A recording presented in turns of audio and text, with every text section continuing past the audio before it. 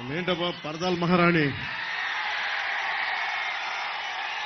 కాకినాడ ఆదిత్య కాలేజీలో పరదాల మహారాణిని పాపం విద్యార్థులు ఇబ్బంది పెట్టారంట.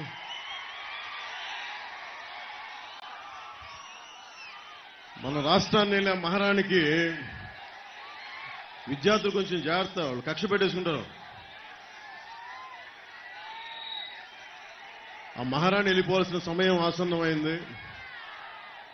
కొత్త తరం, మీ తరానికి బంగారు భవిష్యత్తు ఇవ్వడానికి దేశంలోనూ రాష్ట్రంలోనూ ఎన్డీఏ కూటమి వస్తుంది. మేము బంగారు భవిష్యత్తుకి బలమైన బాట వేస్తాం.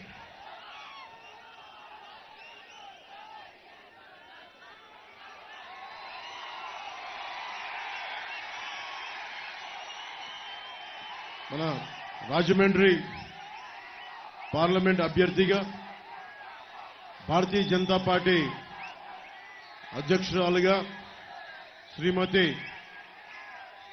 దగ్గుపాటి పురంధేశ్వరి గారు పోటీ చేస్తా ఉన్నారు. వారికి నా హృదయపూర్వక నమస్కారాలు. అలాగే గాజు గ్లాస్ జనసేన రాజానగరం ఎమ్మెల్యే అభ్యర్థిగా గాజు గ్లాస్ గుర్తు మీద శ్రీ బత్తుల బలరామకృష్ణ గారు పోటీ చేస్తున్నారు. వారికి నా హృదయపూర్వక నమస్కారాలు. టీడీపీ తూర్పుగోదావరి జిల్లా అధ్యక్షులు కెఎస్ జవహర్ గారికి మనస్ఫూర్తిగా నా హృదయపూర్వక నమస్కారాలు. అలాగే రాజానగరం టీడీపీ ఇన్ఛార్జ్ శ్రీ బొడ్డు వెంకటరమణ చౌదరి గారికి నా హృదయపూర్వక నమస్కారాలు.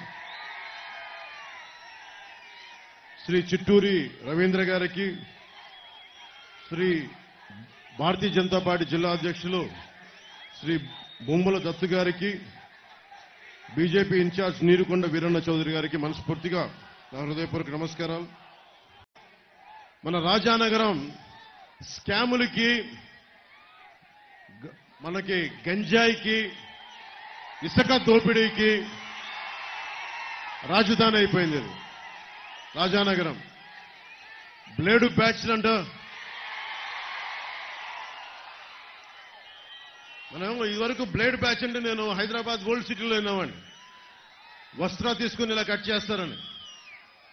అంటే సరైన పాలకుణ్ణి మనం ఎన్నుకోకపోతే ఈ రోజున ఆ హింసాత్మక సంస్కృతి పచ్చటి తూర్పుగోదావరి జిల్లాలో కూడా వచ్చేసింది.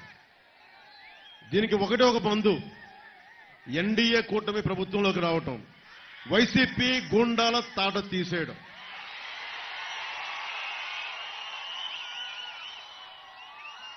రాజానగరం, రాజమండ్రి, ముఖ్యంగా మన రాజానగరంలో ఇసుక రీచ్లు ఎక్కువ. మనకి చక్కటి గోదావరి ఇసుక తెన్నెలు, ఇలాంటి చోట్ల చాలా మంది చిత్ర పరిశ్రమ పెద్దలందరూ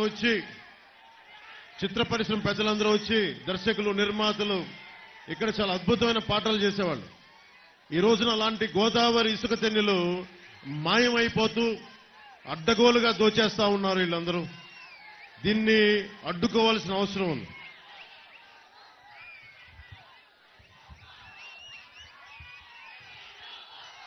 మీ ఉత్సాహం, మీ అరుపులు, మీ కేకలు ఇవన్నీ కూడా మీరు మీ భవిష్యత్తును దృష్టిలో పెట్టుకొని నేను రాజకీయాల్లోకి వచ్చాను. మీ భవిష్యత్తును దృష్టిలో పెట్టుకొని నేను మీకు ఒక బలమైన భవిష్యత్తు ఇవ్వడానికి, నేను ముఖ్యంగా ఉభయ గోదావరి జిల్లాల్లో మనకి మోర్ దెన్ 27%, కొన్ని నియోజకవర్గాల్లో నెంబర్ 1 స్థానంలో ఉండి కూడా జనసేన ఎక్కడ నెగ్గాలో కాదు, ఎక్కడ తగ్గాలో తెలియాలి.